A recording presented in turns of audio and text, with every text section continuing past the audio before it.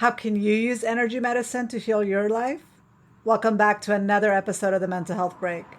Today I'm joined by Nicole DiCristofaro, an energy medicine practitioner who will teach us more about the power of energy medicine. Hi, I'm Dr. Nafisa Sikandri, a licensed clinical psychologist specializing in anxiety-based disorders. I created the Mental Health Break podcast to give you simple, actionable, step-by-step strategies to help you prioritize your mental health. Mental illness can cost you time and money. Ignoring your symptoms will only make the problems worse. Taking time out of your busy day to dedicate to improving your mental health can lead to long-term health and wellness. In this podcast, each week you'll learn tips, tricks, and proven strategies to help you regain control of your life, all while prioritizing your mental health. If you want to improve your life, regain control of your mental health, and feel empowered, you're in the right place. Let's get started.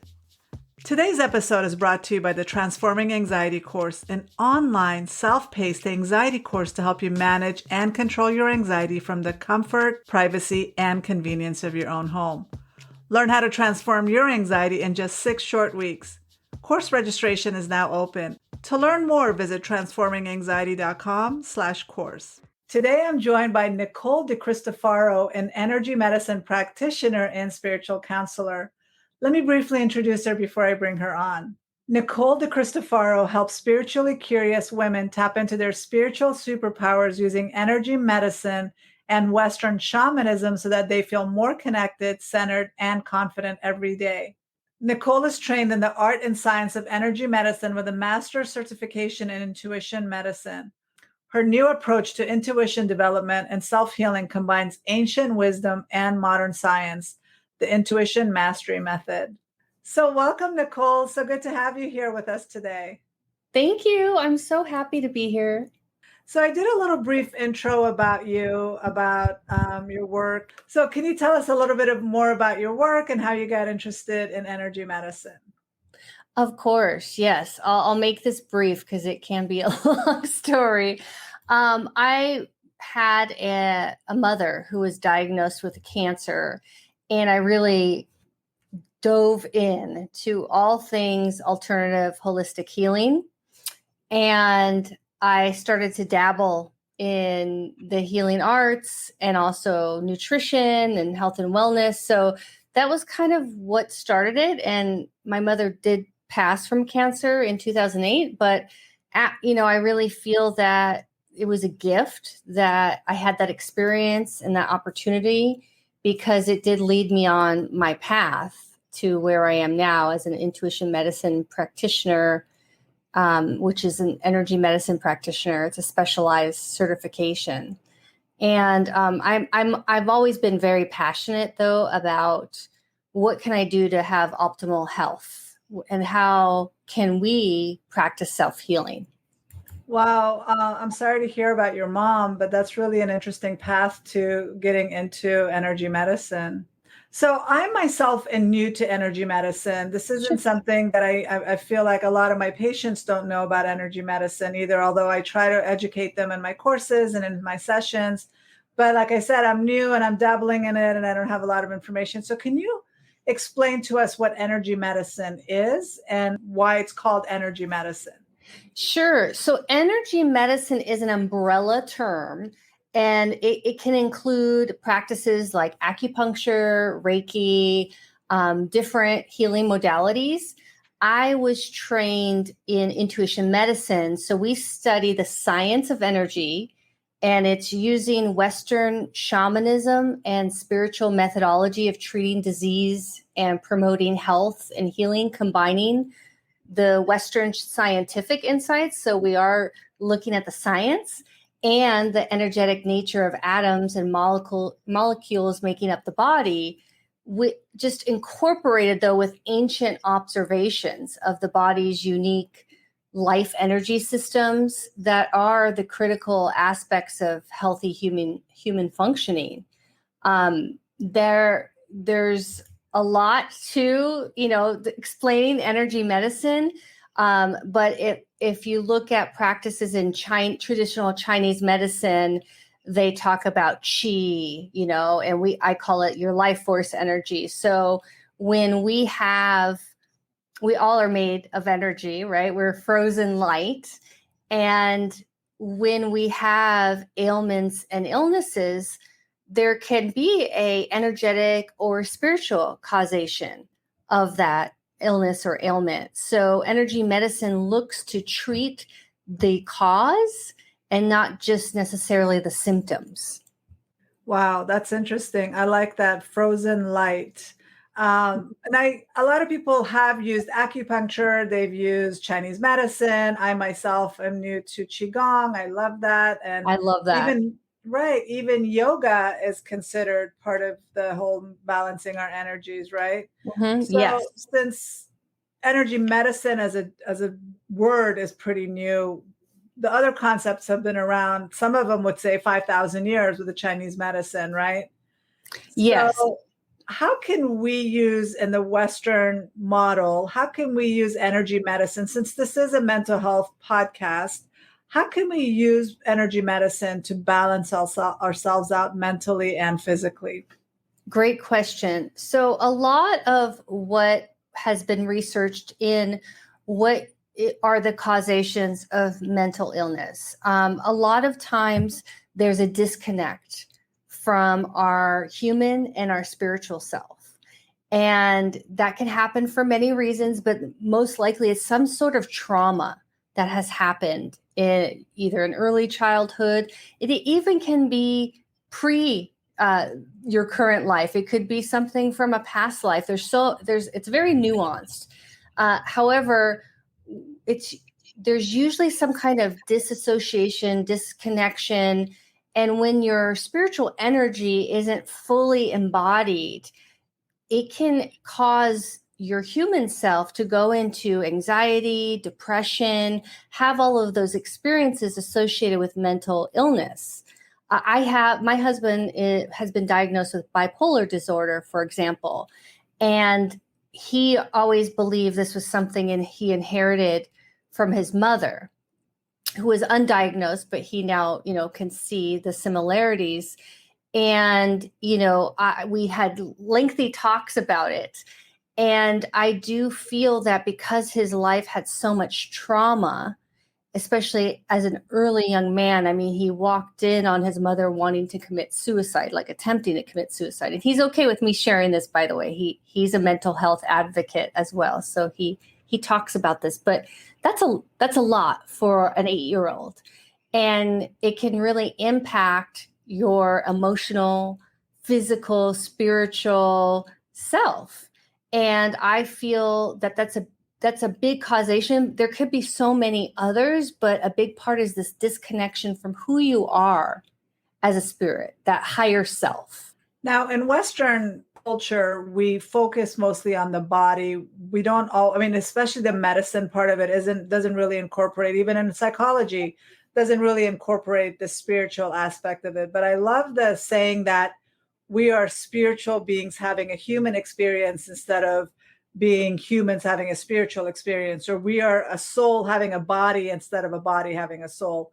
When we look at it that way, we see the cosmos connection, I guess, the global connection to all of us, that we're all connected via energy. We're all energetic beings.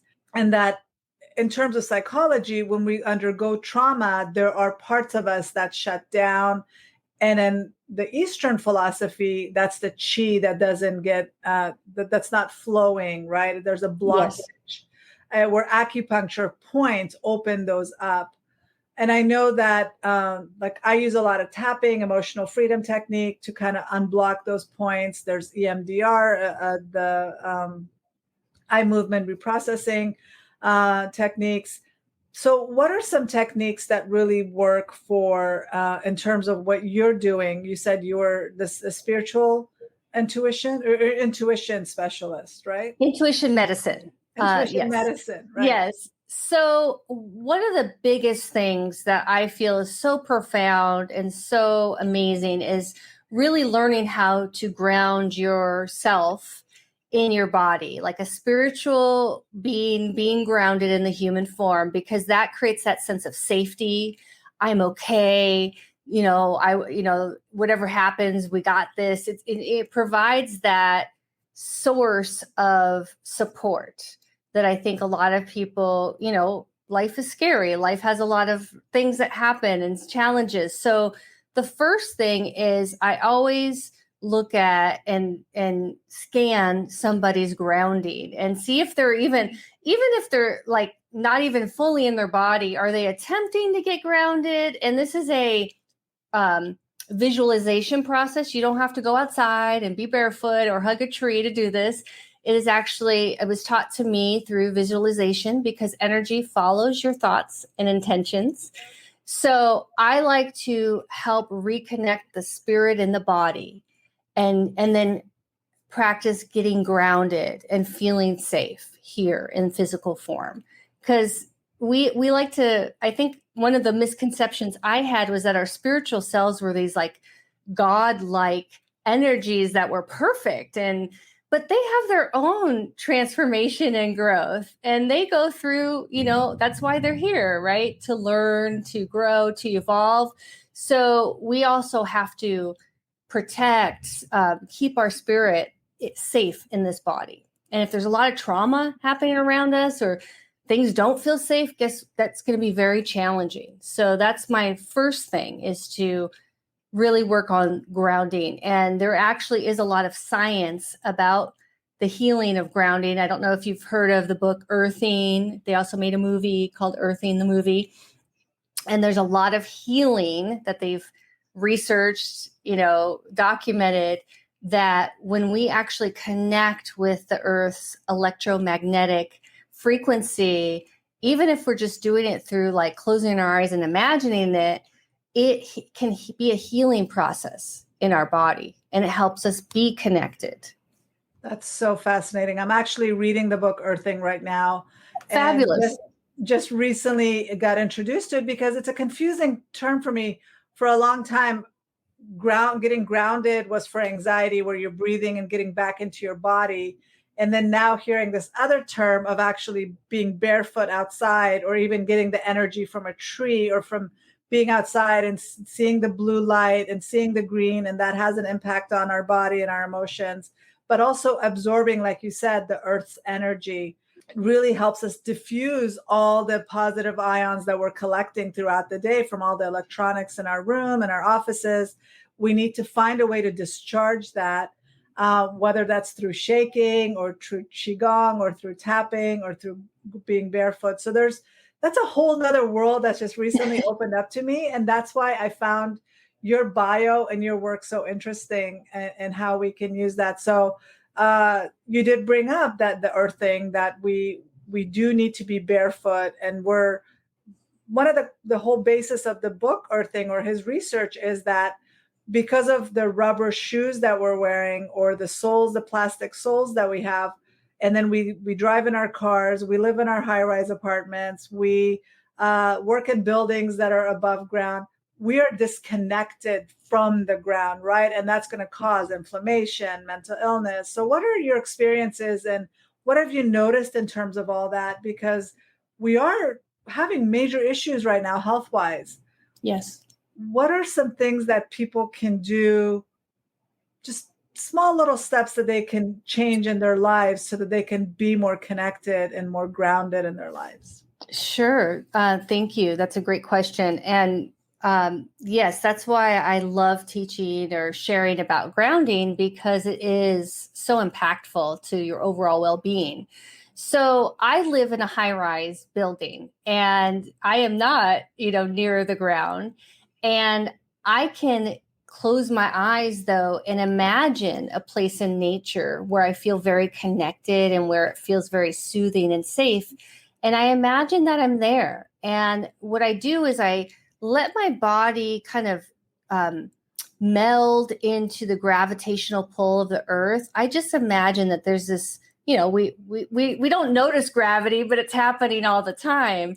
But even just connecting with a gravity grounding is super healing, and it's very easy. And that's where you can just sit or lay down and just imagine how it feels to be pulled in to the Earth's electromagnetic field, to be pulled in and almost like cradled, like held in Mother Earth's arms. That's a visual I like to share because it feels so good to imagine that. Now, another practice is simple to go outside, get barefoot, be mindful though, and just imagine, feel all the senses, breathe in the smells. Your feet have feet chakras underneath them, and you can even intentionally say, I'm opening my feet chakras wide, and I would like to receive the earth's healing energy. And even with just saying that, your feet will start pulsing, maybe tingling. You may feel warm. You'll feel vibration because you are creating that intention, and it's happening. And there is this frequency. It's about 7.5 hertz of a pulse, a frequency, a vibration. And that's another wonderful, quick way to just kind of reset and get centered again. Well, there's a reason we have all of our nerve endings in the bottom of our feet, right? And a lot of meditation, guided meditation, starts with sit in a chair and put both feet on the ground. Exactly. And that helps that flow of energy. I don't practice teach doing like a lotus position because that does block the flow of energy. So yeah, feet flat on the floor, and even just intentionally drawing up that earth energy into your feet. Yeah. So I know that with the earthing book, one of the ways that the guy that wrote it, I forget his name now, but one of the ways that he discovered earthing, that as he coined the term, is using electrodes and mats to kind of really ground himself. Have you tried any of any of the mats or any of the strategies that he recommends as far as really getting grounded? I know that in my infrared sauna, I have a little foot mat that is supposed to help with the grounding. Have you tried any of those things? So I haven't purchased any of them. However, I do have a client that did purchase a mat because she is a healing touch practitioner, and she wanted it for herself and then also offer it. And she said that she had been in a car accident and she was still having a lot of pain on the side of her body, and using that grounding mat, like she could put it on. There's different varieties, but she put one on her bed. And she said after a few days, the pain greatly diminished. So I definitely feel there's some truth to it. Since I use my own methodology of grounding, I haven't bought a mat, but I'm not opposed to it. I think that can help people. I'm in the part of the book where he's actually running the studies, and he put those electrodes on people's arms, and their rheumatoid arthritis pain went down, their back pain went down. So the fact that he started finding out making the connection with localized pain reduction with these mats. I haven't explored that yet. Like I said, I just picked up the book and I'm just reading about it, but I'm the kind of person that absolutely hates walking barefoot unless I'm on sand. And Same here. But lately I've been trying to be more barefoot. So it's different. It's uncomfortable if you're not used to it, right? I know. I don't mind walking barefoot on sand, but anything else I hate. Even in my own house, I don't like to be barefoot. So I share that thing with you. But yeah, that's why I love that I don't have to do that as my way to ground. I have other tools in my toolbox and I can get the same result. However, I think if I had a chronic condition, I would look into those mats as just something to supplement my own healing practice, because I feel they're very effective. Well, they have them so many different kinds. You can put them underneath your feet when you're working at your desk at work. You can have them on your chair so that you can get the benefit. It is because we are disconnected. If we really think about it, like I live in Arizona, there's no beach here for me to walk on. So I do have to find ways to be in the ground as much as possible. But then also, like I said, if you're living in a high rise and you get into your car and then you go into another high rise for work, during the week, maybe months before you actually really touch the ground, and actually absorb the earth energy. So for people like that, a mat could be very beneficial. But guided meditation, what you're talking about, Yeah. or grounding meditation can also really help bring the same benefits. Because I say like 20 minutes a day. Yes. Really as little as 10. I also wanted to add that to take it to the next level in your grounding, a lot of people don't teach this. So we have our root chakra, our base chakra, which is our grounding chakra. And I anchor my root chakra into the earth. I imagine this happening. And in different days, I need different connections, but I go into that source of earth energy in the center of the earth. So my feet are rooted, my root chakra is rooted. And usually that is very profound and helps me with like emotional energy, anxiety, overwhelm. Also, the clearing that can happen with earth energy, you can direct that flow of healing energy to different parts of your body and help draw out. I almost like, I think of it as like a bentonite clay. You know, people drink that, right, to help remove some of the things going on in their gut. I've done that before. And I think of earth energy doing the same. So sometimes my meditation is like I'm taking a mud bath and I'm just drawing out all the impurities. Well, we don't really think about all that our body goes through. Like I remember the first time I did a progressive muscle relaxation meditation, I didn't realize how tense my shoulders would get. Like this is where I hold my stress. And Yeah. until you do the relaxation, you're not going to know what your body's supposed to feel like when it's relaxed. And So true.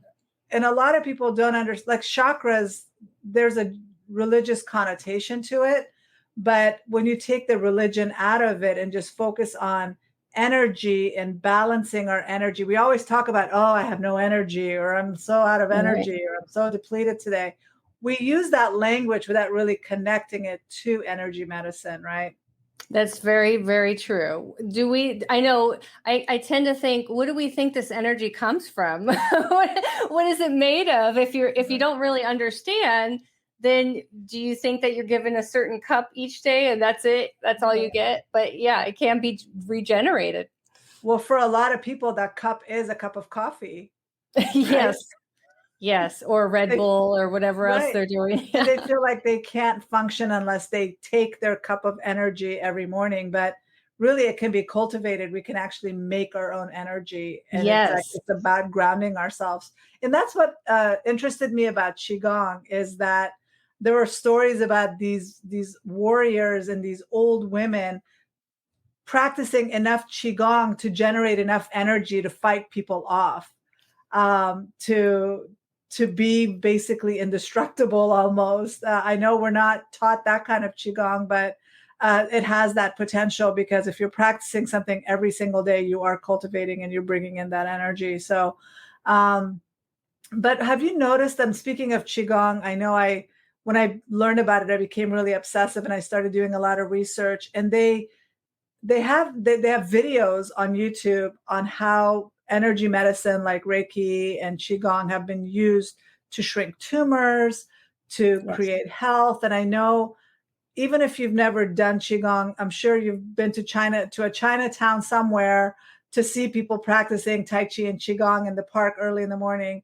So can you talk about how all of this can be used for physical health? Have you had any research or personal experience with using energy medicine to create health? Yes. So in my training, there was a lot of research. Like I felt I was definitely studying for several years and like going through research papers and scientific studies, which I really appreciate because I'm a nerd like that. I believe in the spiritual part, but I also want to see data and research, and that's totally fine. And there was this fascinating video, and I think it was actually in China. And it goes back some time. It's I think it's pretty old by now. It might have been in the 70s or 80s, but there was a group of people and they were recording this primarily purposefully to show that they were with the intention of healing, that this person's tumor was shrinking, and they recorded like the scan of like there was somebody doing an ultrasound, and they were kind of just all speaking in Chinese, and I forget the exact phrase, but it was almost like an intention, a healing intention. And that tumor eventually, it was diminished. And I don't remember how many hours or how long that took offhand, but that when I saw that, I was like, see, I just really feel that we have such power in our intentions, and directing energy, whether it's your, if you're accessing, universal energy or other healing frequencies, which I was trained to do, is be a conduit. I'm not doing the healing. I'm working with the person spirit to spirit for whatever's for their highest good. And there's frequencies, there's colors, there's energy that is very healing, and we just don't really know about this. We're not taught, people aren't talking about this, but there's lots written and studied about it if anyone's curious. There really is. And there's energies that can provide specific function as well, like certain colors and in the color range can provide certain healing. Like, for example, the color like cobalt blue or glacier blue, it's been proven through research, like clinical research in the intuition medicine, the Academy of Intuition Medicine, where I was trained, that it provides this anesthetizing, like soothing experience for the person that's receiving it. And I've used this on myself many times. If I have like a headache or some kind of ache, I just open my hand chakras. I direct a current of that frequency, cobalt blue, glacier blue, and I direct it to that place. And it's just with my intention. There's no other secret. It's really just with being grounded in your intention that you can create healing. Now, that's just a couple of examples. I don't know if you want me to answer anything else. Well, I know a skeptic might say, "Oh, well, that's just a placebo effect, or you're just imagining it," not realizing how powerful your brain has to be to take something as an imagination or an intention or even a sugar pill and use it to heal you. I am amazed by the placebo effect. I don't consider that a negative thing. I think if my brain can take something that's a suggestion or a meditation or me just thinking about something and manifesting that, I think that's an amazing ability that my brain has, that all of our brain has. And I know that that's where skeptics can be like, well, this isn't really science. And we're not suggesting that you shouldn't talk to a medical doctor and handle your medical issues medically through traditional allopathic ways. But the whole point of this discussion is to be open to the possibility that there's more than one way to heal something, right? Like you can come at it from the Reiki way, from the tapping way, from the acupuncture way, from surgery way. All together can create healing, and there's different pathways, and not just one way is the correct way, correct? Exactly. Exactly. And that's what I tried to provide for my mother, was like a system, because she was getting chemotherapy. So I wanted to help her with the effects of that drug. I wanted her to go to I took her to a nutritionist. I took her to a naturopath. I wanted that full support. And that really is a dream of mine, is to have more integrated health centers that where there's other healing modalities and they're working as a team for the highest healing of the patient. And that way you get the benefit of all of it. Well, we have a cancer center here, and it amazes me how they use integrative medicine into their traditional protocol. They do have acupuncture, they do have aromatherapy that they're incorporating, massage, all these other modalities are incorporated, and that's what makes them one of the most successful centers when it comes to cancer. But a lot of people are not open to trying different things. And of course, there are a lot of people that are misleading with their health claims, and there are a lot of quacks out there giving this a bad name. But there's a lot of research, like acupuncture used to be looked down on and people didn't understand it. And now people are doing surgery with just needles, with just acupuncture as the anesthesia. So people might not understand how Qigong works, how acupuncture works, but there's enough research now to say that it does work. Have you noticed that as well? Yes. And I know that there's some insurance companies that now will cover acupuncture, and that was never happened. That didn't happen before. So yeah, there's much more normality, I guess, with some of these. Energy medicine, I feel like still has some ways to go for people to consider it. But I think there's some fear. I think some of it is fear and not really realizing how powerful we are, and putting that responsibility on other people to please fix me, because guess what? If we all knew that we could heal ourselves, that's a big responsibility, right? That then we'd need to do if we want to be healed. But also it's a lot of work, and a lot of people we've been trained to go for the quickest route. Give me the quick fix, give me the pill, give me the surgery. Don't ask me to change my diet. Don't ask me to change my thoughts, my lifestyle. Just give me the pill and make me better. But the fact is, my goal has always been, with every patient I work with, is to empower them so that they no longer even need me, that they can really work on helping themselves and feel empowered to do so. And my goal is to educate everyone with all these different modalities, because I've been a guinea pig in my own life. I've tried all these different things. I've tried them. And if I see results, if I'm really passionate about it, I make sure to share it with as many people. And energy medicine is my latest passion. So, but I've been a fan of acupuncture for years. I just never connected them as being connected with energy medicine. But you were talking about colors being healing. We know, like when we are painting our house, we know we want our bedroom a certain color, we want our kitchen a certain color, without really making a connection. Like, why? What does a color have to do with my mood?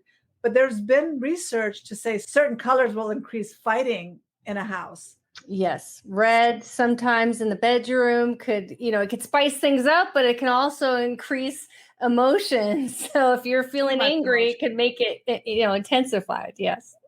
Right. Yes. And the fact that even like a bull can react to a red, whatever those things are, when it makes them so angry that they go and charge, right? Right. No, color, we discount so much because, there isn't a lot of understanding too. So sometimes that plays into it. Is like what we don't understand. We're just like, I don't know about that.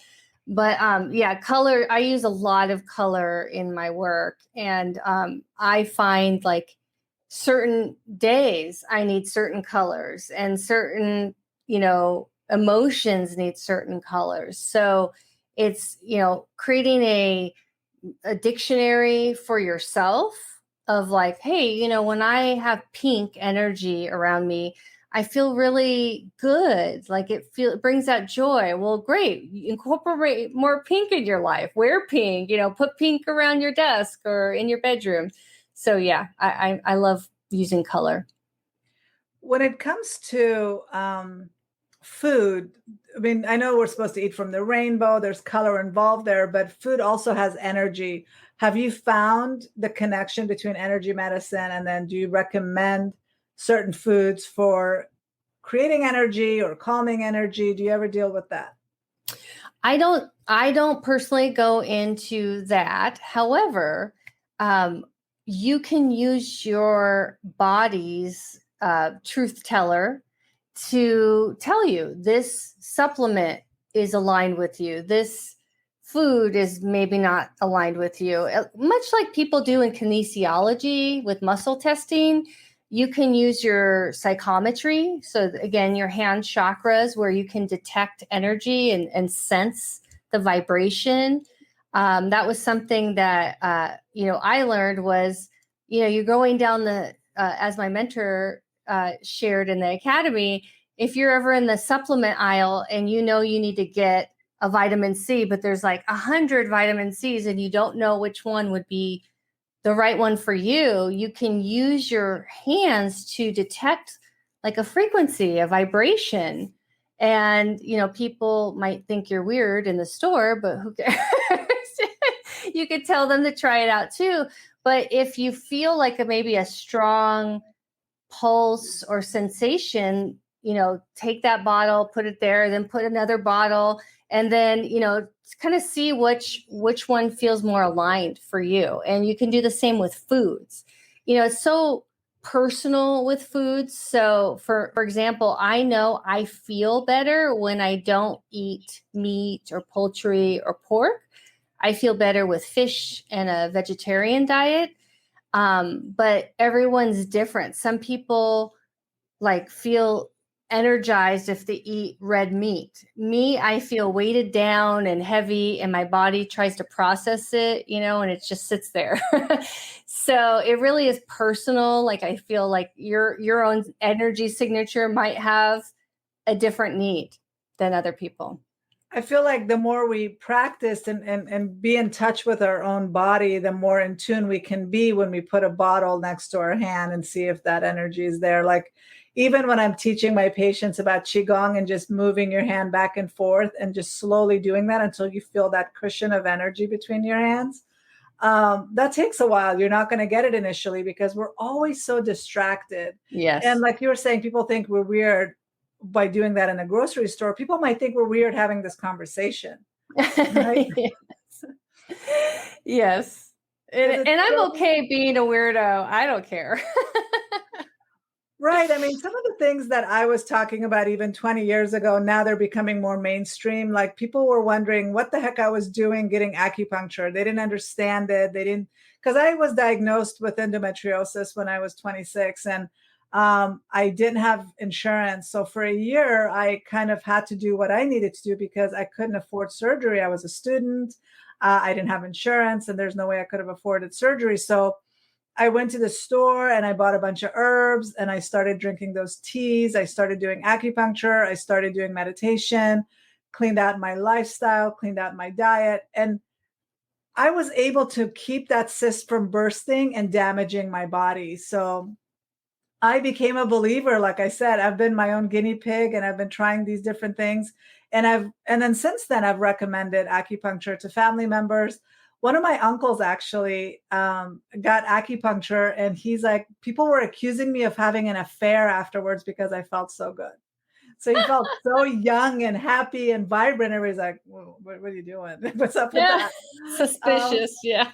Right. Just from having acupuncture, because it really did make him feel good. So that's why I've been open to trying different things. And that's all I'm asking with this interview for my audience is be open to different modalities, be open to different ways of treating yourself, and know that there's so many other options available than just what we're hearing, right? Yeah. And, if you think about it, a lot of ancient healing modalities, they've been around for thousands of years. That's a lot of research. Our Western medicine has not been around that long. So I think we can learn a few things from something that's been used for thousands of years. Not to discount Western medicine. I received Western medicine. However, I do see the difference is always to, cover the symptoms, solve the problems, but not get to the root cause, not get to why is this happening. And for me, that's very important. Like, I don't, I want something gone for good. I don't want to just take something to mask the effects of it. And that's what I would want for everyone, get to the root cause of why this is happening. And a lot of times it's these imbalances. Especially in the mental health community, there's a lot of trauma that is not healed. Yeah. And I love teaching my clients how they can heal their trauma and be free from that, because it does create a burden and it creates a lot of ailments if you're carrying that around. Yeah, I mean, Western medicine is limited in that it's not preventive. Mm-hmm. When you have a broken leg, you can go get that leg fixed. When you have to have surgery, you can go and they're great at doing all of that. But what we're not taught is how to prevent a lot of the stuff from happening, how to be, like you said, focus on the root cause of it. Because at the end of the day, when we do that, we save ourselves so much money in medical bills because we're not allowed. It's like maintenance for your car. Yep. If you can take care of the oil and the gas and put air in your tires and make sure you wash your car regularly and just take care of it, you're not going to have major repairs later on down the road, right? So I look at energy medicine, alternative medicine, alternative even therapies as maintenance, preventive, where if I need to go to a medical doctor, then that's going to a mechanic to fix my car because I didn't take care of it and I got, some issues going with Yeah, it. I think they refer to it as it's good for emergencies, like you said, a broken arm. It's not good for preventative, right? And like you were saying with the car analogy and everything, I really, my wish and dream too is that someday, instead of like us having this health insurance which just pays for us to go and get a pill or whatever, that it would cover like supplements and learning about nutrition and eating well and like all the things that are preventative that would, hopefully stop the diabetes and, all the other things that can be cured, really. Or at least reward us for doing those things, right? So that Yes. we can be encouraged to be preventive and not tax the healthcare system, because it is going to get overwhelmed moving forward. I mean, there's a lot, just with the pandemic alone, it's getting stressed. Imagine with all the other ailments that are going to come our way as well, because we're not exercising right now. We're more isolated. Anxiety's on the rise. So saying our immune system is part of our energy. And we can be strengthening our immune systems by using energy medicine practices as well. And I really am a firm believer in, doing what I can for myself, to strengthen my immune system, to prevent disease and illness as much as I can. Do I still get sick? Sure, it happens, and I, do what I can though. But I will say that over the years of doing my own energy medicine practice, I don't get sick as nearly, like maybe once a year at the most. And that says a lot to me. But we should be getting sick once a year so that our immune system knows what it's doing, right? Otherwise, it's just going to get lazy and sit back and say, yeah, right. And not know how to defend the system. Exactly. And, and then you become tolerant too to write new strains and everything. So you build those disease fighting bacteria. And, we could talk a lot about the gut and the intelligence of the gut, but there's a lot going on in the human body that is fascinating. Definitely.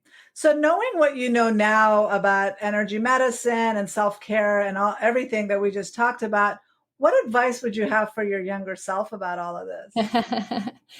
So my younger self was definitely disconnected, not present, trying to find herself. So I would definitely say, girl, get grounded, like be in the present, be in your body, stop searching for who you are or what your path is, because all the wisdom is within. And that would be my first advice there. And then also to trust my intuition, trust my wisdom, my body's wisdom, really listen to that. And that takes getting grounded and getting centered and being in the present. So that would be the big thing. I think if I learned all that in my younger days, I would have had a different, experience in life. Of course, I had what I had and it's all good, but that would be my advice to my younger self for sure. I mean, that's really good advice. I mean, we all have learned to be more grounded and more centered as we've grown up. So of course we would have done differently if we knew better, right? Yeah. And I think it would have helped a lot with that anxiety and, feeling like I'm not good enough, all the things that, especially as teenagers, right, we go through. It just would have had me have a stronger sense of self. I know a lot in psychology to talk about like the self instead of saying like your spirit or whatever, right? And it's like finding ourself. Right. So where can people find you and connect with you? I am on various social media. My website, though, is divineflowhealing.com. And on Facebook, it's divineflowenergyhealing.com. Instagram, Divine Flow Healing. So those are the three main areas you can find me. I do offer a lot of great videos. That's like free content. I have a YouTube channel as well. You can search for me on there under Divine Flow Energy Healing. And I like to give people like small, easy practices that they can do or just answer questions or debunk some myths. So check out, my content and watch some of the videos. They're really short, bite size. Oh, awesome. I'm going to put on all your information in the show notes so people can follow you and connect with you if they want to reach out. So thank you so much for having this conversation with me and being here today. Thank you so much. It was such an honor and I loved talking with you. So that was makes it more enjoyable too when you like talking to the person you're being interviewed. So well, I really appreciate it. We share a lot of similar things, the whole barefoot thing, not a lot of people share that. So we're similar. Yeah, it's amazing. My daughter as a kid would love to walk barefoot and we would tell her put shoes on. And now it's like, take your shoes off. And she's like, I don't want to take my shoes off now. And now that we want her to take her shoes off. That's funny. Well, thank you so much. It's been great. Have a wonderful day. You too. I hope this interview inspired you to look deeper into energy medicine and incorporate it into your life for better mental and physical health. To leave a comment about this episode and learn more about Nicole, visit transforminganxiety.com/41. As a reminder, the information presented on this podcast is for educational purposes only. As always, be sure to work with a trained holistic or integrative medical doctor before starting any of the treatments mentioned during this interview. If you haven't already, you can show support for the Mental Health Break podcast by subscribing wherever you're tuning in from today. And while you're at it, feel free to give us a review or a 5-star rating since that'll help others find the podcast. We have some great interviews lined up and you don't want to miss a single episode. Subscribe today so you get notified when new episodes drop. I can't wait to see you here next week. Same time, same place. Bye for now.